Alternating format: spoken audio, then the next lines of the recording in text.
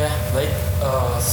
Sekarang saya bersama Pak Berry Lim selaku dari CEO dari GDL Express. Terima kasih Pak. Terima kasih. Mau diwawancara dari Tahan. Sama-sama. Pak, kita ketahui dari GDL Express sebelumnya GX Indonesia. Betul. Dan kemarin itu melakukan rebranding. Apa latar belakang? Ya, rebranding ini kita lakukan untuk memperkuat posisi kami di logistik di Indonesia, karena kami kan sebenarnya berafiliasi dengan JDID dan juga JD Logistik Internasional.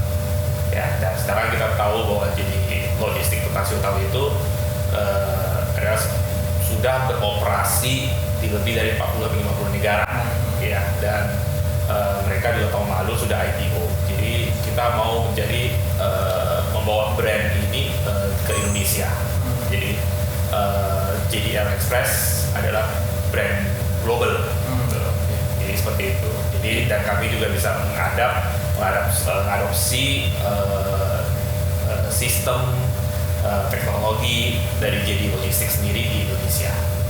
Artinya GDL Express ini sebelumnya sudah di negara mana? Tentu saja di China ada, ya kami juga ada di Thailand, kami juga ada di beberapa negara Eropa, juga ada di US sebenarnya. Gitu. Waktu sebagai brand GX Indonesia itu selama berapa tahun Pak? GX Indonesia waktu itu kita berdiri 2015. Nah selama itu capaian apa saja Pak yang sudah diraih? Oke. Capaian ya dari 2015 itu awalnya kan kita juga dedicate untuk platform kita JDID, ya. Salah satu capaian paling besar ya pasti kita membawa JDID sebagai platform e-commerce yang terkenal dengan delivery order ataupun paket yang sudah dibeli secepatnya ke tempat customer. Dan tentu saja ya seperti perusahaan e-commerce lain, kita juga pasti menyukseskan Harbolnas, campaign tertentu. Artinya pendirian awal memang untuk mensupport operasional logistik dari GDI itu. Betul sekali. Dan seiring waktu itu ada layanan tambahan gitu ya? Ya, jadi dari sejak tahun lalu kita juga bukan hanya dedicate untuk JDID saja, kita juga sudah membuka kemampuan logistik kita untuk customer kita di luar JDID. Nah, jadi kami menyediakan last mile delivery dan juga fulfillment untuk membantu terutama UMKM di Indonesia untuk menjangkau lebih banyak customer mereka di Indonesia. Artinya tidak hanya situ B2C ya Pak, artinya B2B juga itu?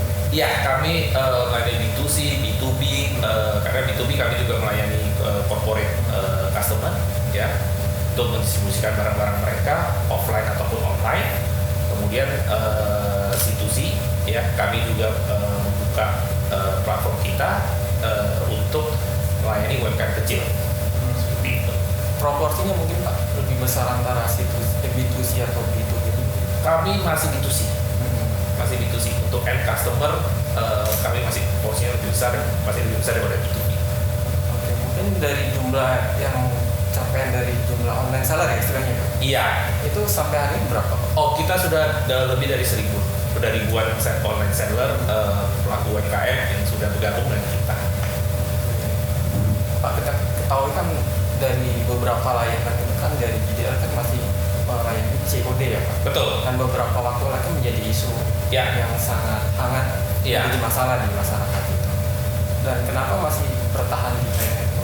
Dan apa perbaikan-perbaikan itu? Oke. Terus terang kami bukan hanya bertahan ya, kami justru meningkatkan service kami di COD ya. COD itu masih diperlukan oleh masyarakat kita dan juga dari penjual sendiri atau pelaku UMKM sendiri. Jadi itu yang kita coba untuk fasilitasi, ya, dan juga kita tingkatkan layanan kita di COD itu. Karena kita tahu bahwa di Indonesia ini, terutama di kota kecil, itu belum semua orang mempunyai e-wallet atau tanda kutip masih unban ya. Jadi layanan COD itu masih sangat penting. Yang dimana kami juga mencoba membuka layanan seperti CSOD. CSOD itu Cash Swipe on Delivery ya, dan juga dilengkapi dengan beberapa pembayaran, fitur pembayaran lewat e-wallet. Jadi bukan hanya COD tanpa terima cash. Jadi customer kalau mau membayar dengan Cash Swipe, kartu kredit, kartu debit, kami juga melayani itu. Yes, itu untuk customer. Sedangkan untuk pelaku UMKM, kami berusaha mempercepat rekonsiliasi dari COD itu untuk kembali ke pelaku UMKM. Ya, jadi kami sudah meluncing yang namanya rekonsiliasi setiap hari untuk COD, sehingga pelaku UMKM dapat memperoleh cash flow-nya lebih cepat. Seperti itu. Kalau belajar dari kasus yang kemarin sempat ramai itu, titik lemahnya di mana, Pak? Teknologinya kah atau customer yang belum teredukasi kah? Sebenarnya edukasi. Ya, kami juga mengedukasi tim kami bagaimana menghadapi kasus-kasus seperti itu. Ya, dan sudah pasti kami juga meminta customer kita atau pelaku UMKM itu juga untuk mengedukasi customer mereka. Jadi, termasuk mitra driver mungkin? Iya, mitra driver ya, kami juga ya, itu merupakan bagian dari kami. Ya, kami akan mengedukasi bagaimana menghandle jika ada komplain-komplain seperti itu. Gitu. Dari sisi teknologi juga diperbaiki juga. Betul. Jadi kalau dari teknologi sudah pasti di mana kita bisa mendeliver barang yang merupakan COD, semua kurir kita sudah tahu berapa yang harus di pick up dan berapa yang harus disetor kembali kepada kami. Baik. Di persisnya untuk layanan GDL Express per hari ini sudah ada berapa layanan, Pak? Dan mana yang paling berkontribusi terhadap pendapatan perusahaan? Oke, kontribusi paling besar pasti di last mile delivery, ya. Dan kemudian yang kedua pasti dari segi fulfillment, gitu. Jadi kami menyediakan banyak fasilitas fulfillment ke customer dan pelaku UMKM kami, di mana mereka bisa menyimpan barang mereka lebih dekat ke customer, sehingga pada akhirnya ongkirnya atau biaya delivery-nya lebih murah.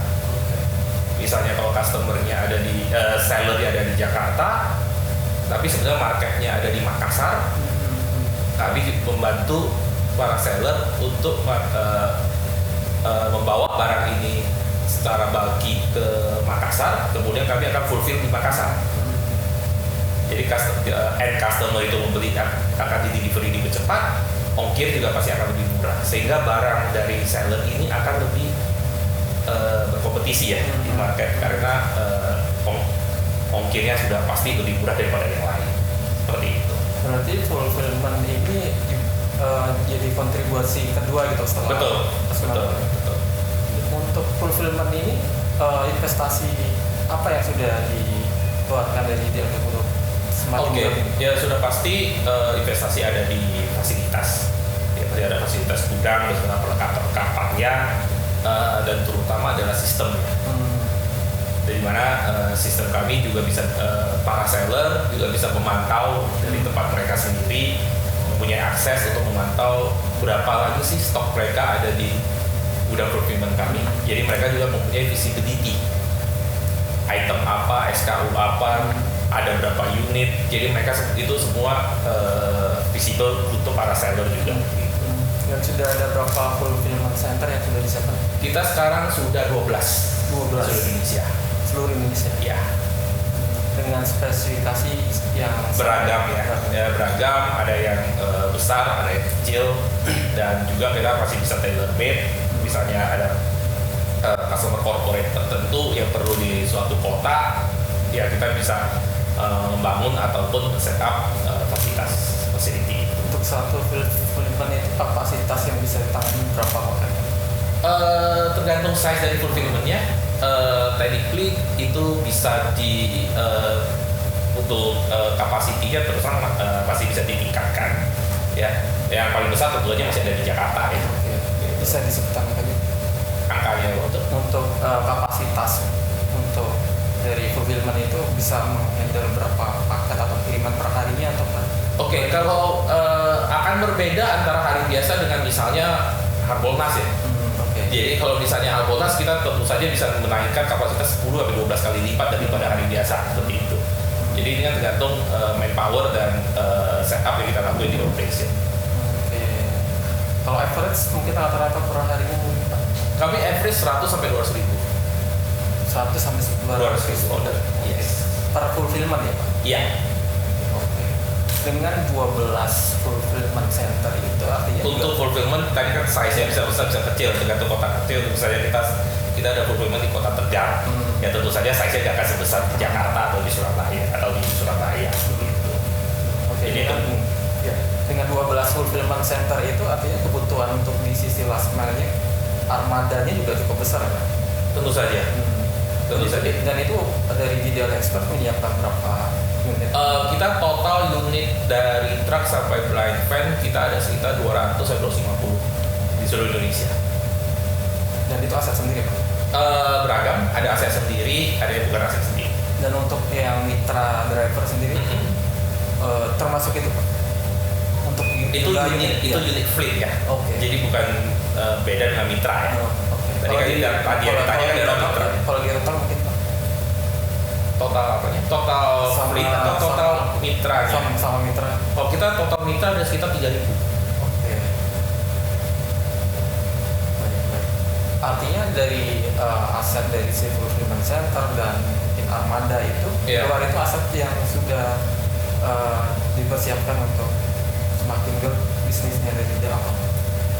Ya kami sekarang itu jenis yang kami punya ya tentu saja di kemudian hari untuk menggrow volume ini ya tentu saja kami bisa meningkatkan kami akan menambah lagi pertama pasti fulfillment center, jangkauan service kami, terus juga ya pasti fleet dan size dari fleet kita seperti itu. Pak, sebenarnya kalau penyedia atau enable dari fulfillment center kan juga semakin bermunculan kan? Betul. Kompetitornya. Iya. Itu dengan GDL menghadirkan fulfillment itu targetnya lebih ke percepatan layanan atau menekan cost? Kami mempercepat layanan untuk customer kami tentu saja, ya. Menekan cost untuk customer kami juga pasti. Jadi misalnya kalau ada fulfillment kan, jika customer atau seller mempercayakan barangnya itu di fulfillment kami, tentu saja ada beberapa sangat banyak benefit yang diperoleh dari para seller kita ya. Jadi mereka juga tidak perlu mempertimbangkan manpower, cuti, segala macam barang-barang packaging, karena kan itu semua sudah di cover oleh kita. Gitu. Ya otomatis kita juga memberikan cost efisiensi dan ke customer kami. Gitu. Ada target cost berapa persen mungkin? Averagely sih 25-30% kita akan sanggup menekan cost dari seller-seller atau customer kami. Secara teknologi sendiri dari fulfillment center sendiri itu sejauh mana Pak yang disiapkan? Maksudnya kan tren sekarang untuk fulfillment kan untuk teknologi semakin canggih. Ada mungkin beberapa yang mengklaim sudah robotik. Iya. Kalau di IDL sendiri kita masih semi otomatis. Kita belum menerapkan atau mengambil semua teknologi dari headquarter kami untuk diimplementasikan ke sini. Karena ya memang kita sudah ada di luar negeri, kita sudah ada warehouse yang unmanned ya sudah tidak dioperate oleh manusia lagi gitu. Tapi kita di Indonesia kita masih semi otomatis ya, dimana yang paling utama di fulfillment itu sebenarnya sistem. Oke. Berarti pertimbangan kebutuhan juga gitu Pak? Betul. Artinya yang mengklaim itu sudah menggunakan robotik itu lebih ke emang mereka merasa kapasitasnya sudah besar menurut Pak B? Bisa besar, di mana juga banyak pertimbangannya. Salah satunya pasti cost ya. Apakah penerapan cost itu sudah sanggup mereplace cost lainnya yang timbul di sini misalnya, kemudian juga pasti soal maintenance dari teknologi atau robotik itu sendiri di sini ya, apakah itu bisa berkelanjutan atau tidak. Tapi dari sisi investasinya, apakah mahal mungkin untuk penyediaan? Kalau full robotics mahal. Kalau full robotik sangat mahal. Dan itu tidak sebanding dengan Belum sebanding. skala ekonominya belum. Pak, mungkin flashback ke Ya. 2 tahun terakhir ini kan pandemi kan. Betul. Klaim dari beberapa marketplace kan lagi meningkat banyak gitu maksudnya bisnisnya. Iya. Apakah juga itu dirasakan dari Oke. Kalau ya karena kami sebenarnya bukan full marketplace ya, jadi kami juga sangat dan kami tidak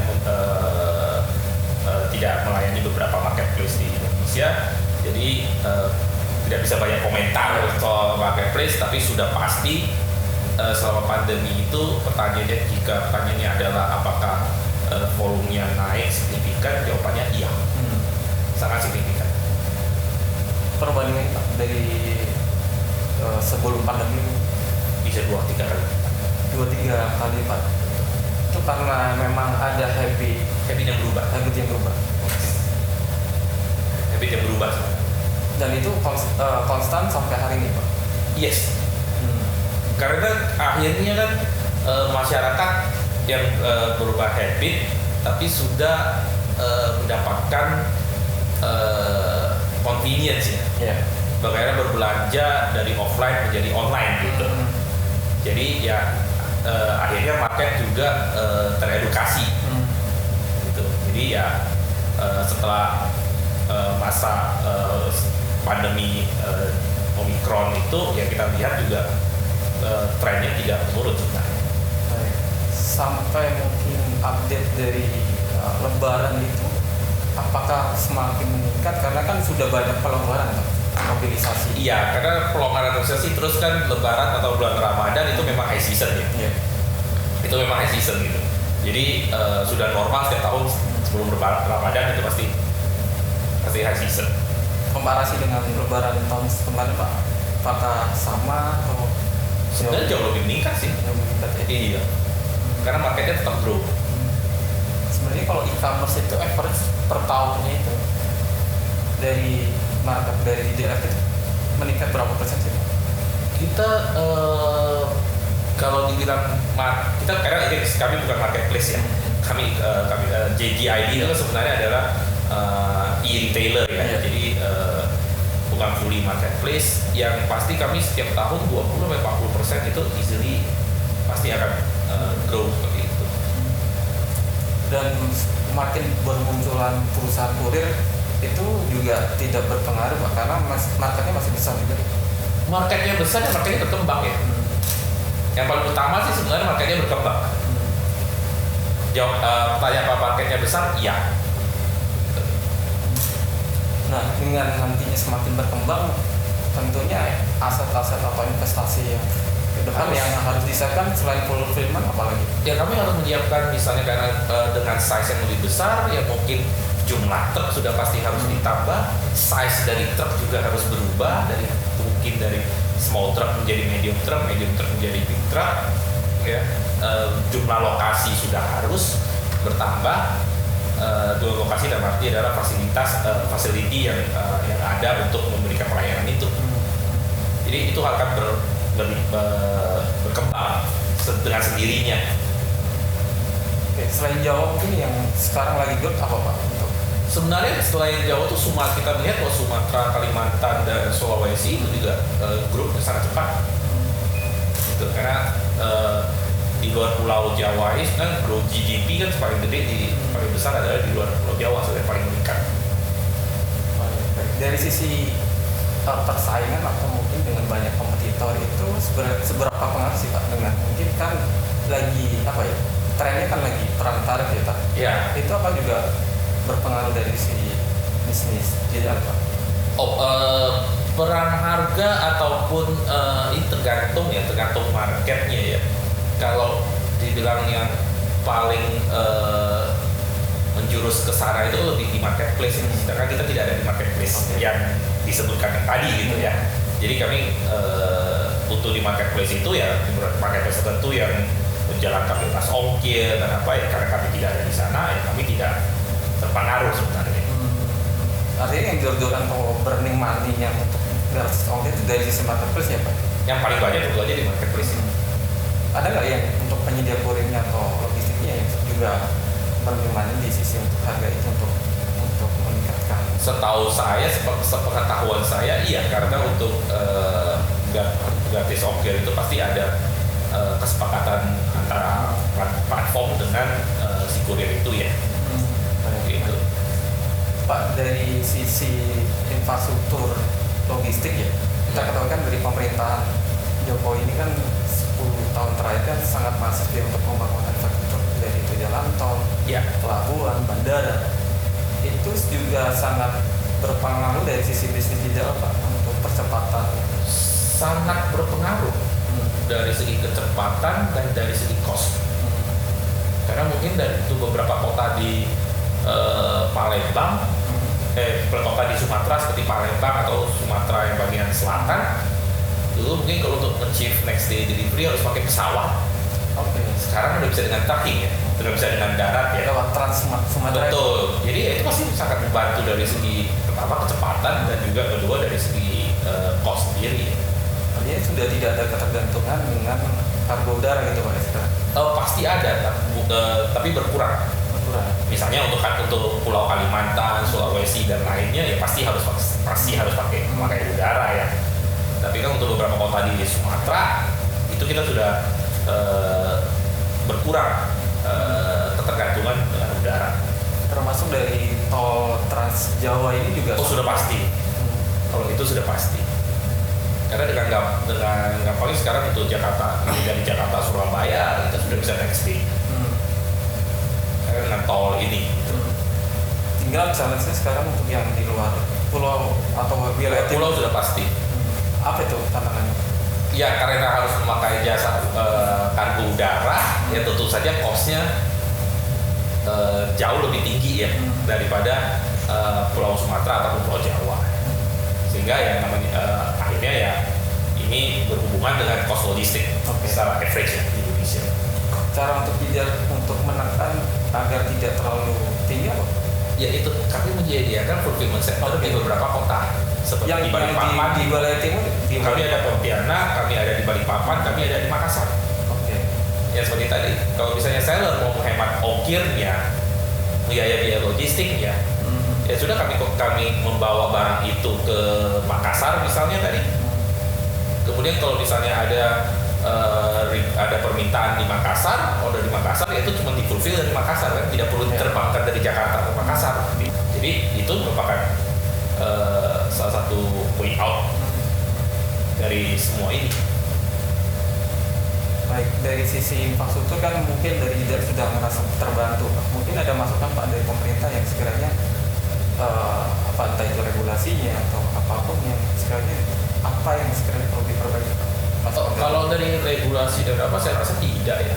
Ya kalau untuk infrastruktur ya sudah pasti kalau misalnya Trans Sumatera itu sudah tersambung semuanya, ya itu pasti akan sangat membantu kami dan semua masyarakat ya. Begitu. Untuk di luar itu untuk infrastruktur bandara kan beberapa nanti kan rencananya untuk misalnya mungkin Bandara Kertajati yang dipersiapkan atau mungkin di Batam jadi hub logistik juga akan membantu. Ya pasti kalau Batam itu hub itu kan mungkin untuk import ya. Ya bukan untuk pasar domestik ya. Kertajati sudah pasti itu sangat berpengaruh untuk kawasan Jawa Barat ya. Gitu.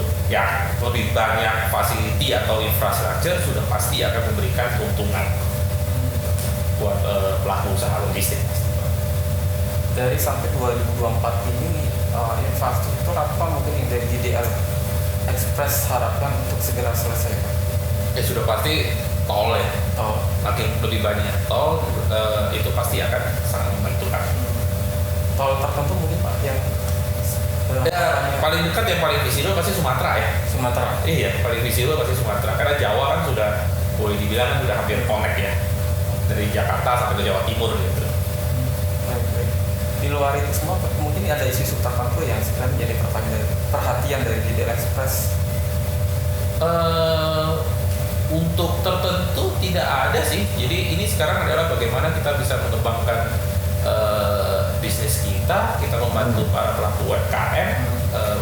Karena kalau jika pelaku UMKM berhasil, pasti ekonomi secara nasional juga pasti akan berhasil ya, ataupun naik gitu. Jadi itu harapan kami. Sebenarnya dari di mata Digital Express ini seberapa besar Pak untuk market UMKM Dibandingkan karena kan kemarin juga menjadi isu kan beberapa marketplace kan selalu mengakomodir barang-barang impor gitu.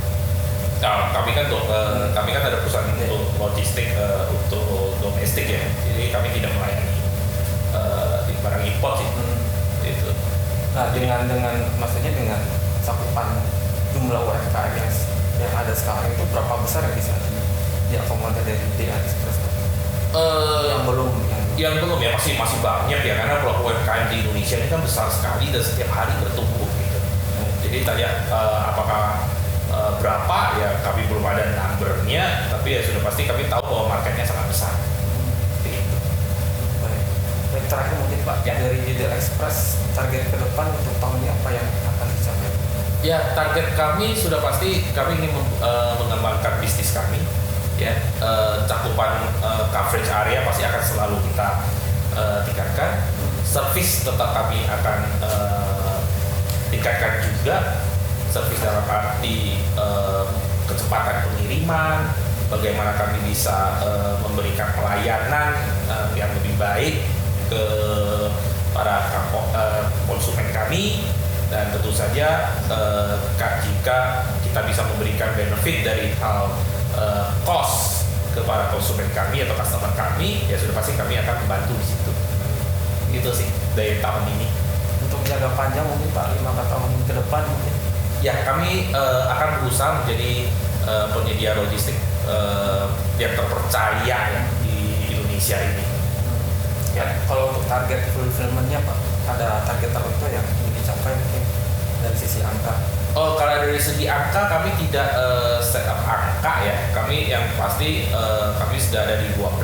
Ya, kami pasti akan meningkatkan lagi again cakupan coverage-nya. Jadi jumlah fulfillment kami ya, dan tentu saja size dari fulfillment kami. Ya, mungkin dari sekarang dari certain square meter, yaitu akan kita berusaha tingkatkan menjadi lebih besar sehingga kami bisa menampung lebih banyak customer gitu. Termasuk ketika mungkin nanti ke depan ada kebutuhan mungkin peningkatan teknologi ya Pak? Sudah pasti. Termasuk kalau memang secara skala bisnisnya membutuhkan robotik juga akan sudah pasti. Iya, karena kami juga berpegang teguh pada bagaimana kami bisa memberikan layanan dan visibility ke customer kami. Sehingga saya ulangi lagi ya, kalau mempercayakan fulfillment di kami, customer bisa melihat barangnya stoknya ada berapa, pengirimannya sekarang sudah statusnya seperti apa. Nah, itu kan semua visibility yang bisa kita berikan ke customer. Sebenarnya kalau di level ASEAN sendiri sudah ada yang sudah menggunakan teknologi robotik? ASEAN banyak sebenarnya. Tergantung robotik apa ya. Karena di Singapura, Thailand sudah ada. Kita di Thailand juga sudah ada, dan kita juga ada di beberapa negara ASEAN yang lain juga sudah. Begitu. Mungkin karena masih mahal ya Pak, pengadaannya masih belum skala bisnisnya masih belum ketemu gitu. Betul. Sebenarnya ekonomi skill-nya aja sih. Siap. Baik Pak. Oke. Terima kasih waktunya. Thank you. Saya terima kasih. Sukses terus Pak.